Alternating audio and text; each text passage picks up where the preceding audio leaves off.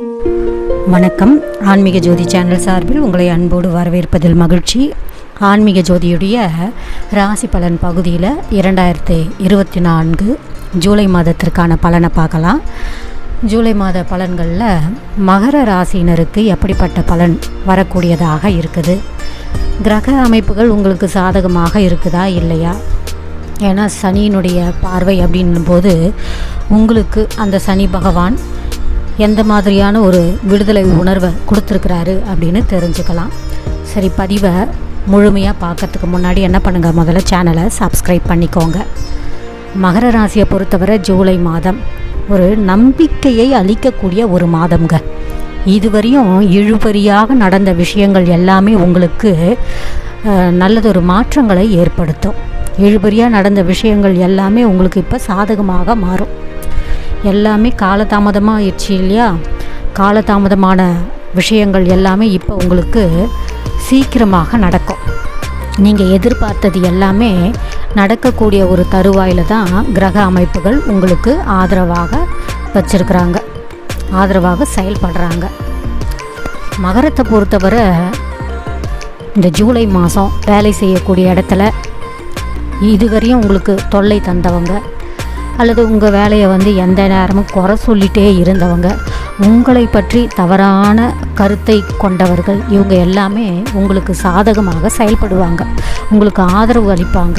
உங்களை இப்போ தான் அவங்க புரிஞ்சுக்குவாங்க. இதுவரையும் புரிஞ்சிக்காமல் உங்களுக்கு எதிராக செயல்பட்ட அவங்களுடைய மனநிலை என்பது மாறும். இதுக்கு காரணம் இந்த கிரக அமைப்புகள், அந்த சூழல், இந்த சந்தர்ப்பம், அவ்வளவுதான். ஏன்னா இதுவரையும் நீங்கள் ஒரு விரக்தியான மனநிலையில் இருந்தீங்க இல்லையா? எல்லாருக்கும் ரொம்ப எளிமையாக நடக்கக்கூடிய ஒரு விஷயம் உங்களுக்கு ரொம்ப ரொம்ப ரொம்ப அதாவது மிகுந்த அலைச்சலுக்கு உள்ளான பிறகு தான் உங்களுக்கு அது நடக்கும். என்னடா லைஃப் அப்படின்ற மாதிரி ஒரு மனநிலையில் இருந்தீங்க. ஆனால் இப்போ அப்படி கிடையாது. அந்த மனநிலையானதும் மாறும், அந்த சந்தர்ப்பங்களும் மாறுது. எந்த விதத்தில் அப்படின்னா, வேலை செய்யக்கூடிய இடத்துல உங்களுக்கு எதிராக இருந்தவர்கள் உங்களுக்கு ஆதரவாக செயல்படுவாங்க. விருப்பப்பட்ட ஒரு வாழ்க்கை என்பது அமையும். குறிப்பாக திருமணம் சார்ந்த முயற்சி அப்படின்னா தாராளமாக இந்த சமயத்தில் நீங்கள் திருமணத்தை உடனடியாக நடத்திடலாம். ஏன்னா அதற்கேற்ற ஒரு பலன் என்பது இருக்குது. திருமணம் ஒரு சிலருக்கு சட்டுன்னு முடிஞ்சிடும். நடக்குமா அப்படின்னு எதிர்பார்த்துட்டு இருந்திருப்பீங்க, ஆனால் உடனடியாக நடந்துடும். ஒரு சிலருக்கு பார்த்திங்கன்னா திருமண விஷயம் கொஞ்சம் கசப்பாக இருக்கும். ஏற்கனவே திருமணம் புரிந்தவர்கள் ஒரு கசப்பான ஒரு மனநிலையோடு இருப்பீங்க. இந்த லைஃப்பில் இருக்கலாமா வேணாவா அப்படின்ற ஒரு குழப்பமான ஒரு மனநிலை இருக்கும். ஆனால் காலம் ரொம்ப ரொம்ப பொறுமையான ஒரு பதிலை தரும். காலத்துக்கிட்ட விட்டுடுங்க. நீங்கள் எந்த முடிவையும் இப்போதைக்கு எடுக்காதீங்க. காலம் எல்லாத்துக்கும் மருந்தாக இருக்கும். ஆகையால் அவசரப்பட்டு எந்த ஒரு முடிவையும் மேற்கொள்ளாதீங்க. வேலை செய்யக்கூடிய இடத்துல மனநிலை எப்படி மாறி உங்களுக்கு ஆதரவாக செயல்படுறாங்களோ அதே மாதிரி குடும்ப விஷயத்திலும் காலத்துக்கிட்ட உங்களுடைய லைஃப்பை கொடுங்க. கண்டிப்பாக காலம் மாற்றும். முக்கிய முடிவுகள் எதையும் எடுக்காமல் கொஞ்சம் பொறுமையாக இருங்க. திருமணம் சார்ந்த முயற்சியில் இறங்கலாம்னா தாராளமாக இறங்கலாம்.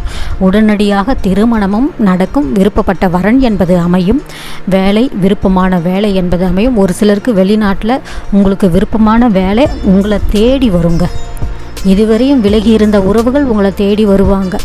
கொடுக்கல் வாங்கல் இதுவரையும் உங்ககிட்ட வரலை, ஏற்கனவே கொடுத்தாச்சு, இவ்வளவு தொகை கொடுத்து இவ்வளவு வருடங்கள் ஆகியும் இன்னும் கொடுக்காமல் இழுத்தடிக்கிறாங்க, ஏமாத்துறாங்க அப்படின்னு ஒரு மனநிலை இருந்தது இல்லையா? ஆனால் இப்போ கொடுத்த பணமானது வரும். கொடுக்கல் வாங்கல் திருப்திகரமாக இருக்கும். அதே சமயத்தில் வருமானத்துக்கு ஏற்ற வகையில் செலவு செய்யுங்க. விரைய செலவுகள் அதிகமாகும். செலவுகளை தவிர்க்க பாருங்கள். முக்கியமான செலவு என்ன அப்படின்றத முடிவு பண்ணுங்க. விரைய செலவுகளை தவிர்க்க பாருங்கள். வீட்டில் ஒரு மகிழ்ச்சிகரமான செய்தியும் நடக்கும். மகிழ்ச்சிகரமான செய்திகள் உங்களை தேடி வரும். மங்களகரமான நிகழ்வுகள் நடக்கும். மங்களகரமான செயல்கள் நடக்கும்.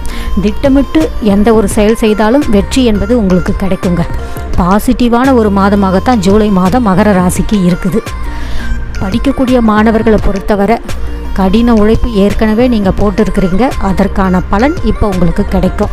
ஆகையால் எந்த ஒரு பிரச்சனையும் உங்களுக்கு கிடையாது. புதனுடைய பரிபூரணமான ஒரு ஆதரவு உங்களுக்கு கிடைச்சிருக்கு. சந்தர்ப்பங்கள் வாய்ப்புகள் உங்களுக்காக காத்துக்கிட்டு இருக்கு. அக்செப்ட் பண்ணி அதை நல்ல விதமாக பயன்படுத்திக்கோங்க. திட்டமிட்டு செயல்பட்டால் மாணவர்களே வெற்றி என்பது உறுதி. அதை எந்த விதத்திலும் அலட்சியப்படுத்திடாதீங்க. அலட்சியப்படுத்தினா வாய்ப்புகள் பறி போயிடும். குடும்ப தலைவிகளை பொறுத்தவரை இதுவரையும் விரக்தி, வெறுப்பு, குடும்பம்னாலே வெறுப்பு, எவ்வளவு தான் வேலை செய்யறது, எவ்வளவு தான் உழைப்பது, நமக்கு ரெஸ்ட்டே இல்லையா அப்படின்னு நினச்சிங்க இல்லையா? நமக்கு யாருமே பக்கபலமாக செயல்பட மாட்டேன்றாங்களே, நம்மளை யாருமே புரிஞ்சிக்க மாட்டேன்றாங்களேன்னு உங்களுக்கு ஒரு ஆதங்கம் இருந்தது. ஆனால் இப்போ அது எல்லாமே மாறுதுங்க. உங்களுக்கு ஆதரவாக உங்கள் உறவுகள் உங்களுக்கு செயல்படுவாங்க, உங்களை புரிஞ்சிக்குவாங்க, உங்கள் பிள்ளைகள் உங்கள் சொல்படி கேட்டு நடப்பாங்க. அதுவே உங்களுக்கு ஒரு மிகப்பெரிய மன உறுதியை கொடுக்கும், ஒரு புது தெம்பு கொடுக்கும்.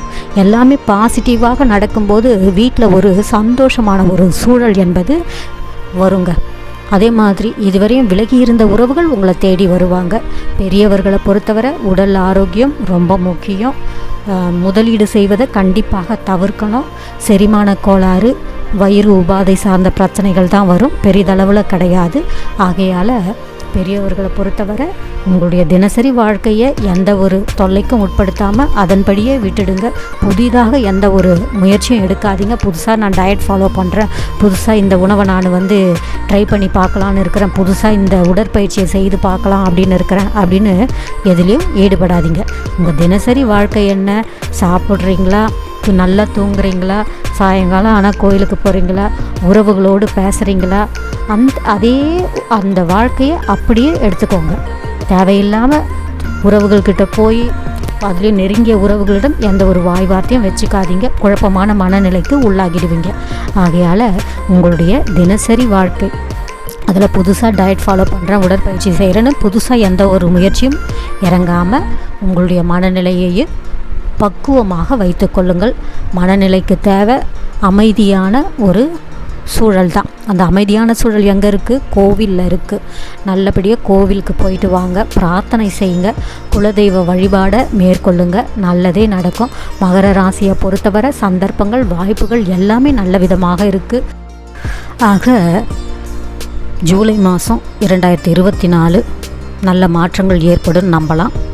பதிவை முழுசாக பார்த்ததுக்கு நன்றி. மறக்காமல் சேனலை சப்ஸ்கிரைப் பண்ணிக்கோங்க. விரைவிலேயே சந்திக்கலாம். வணக்கம்ங்க.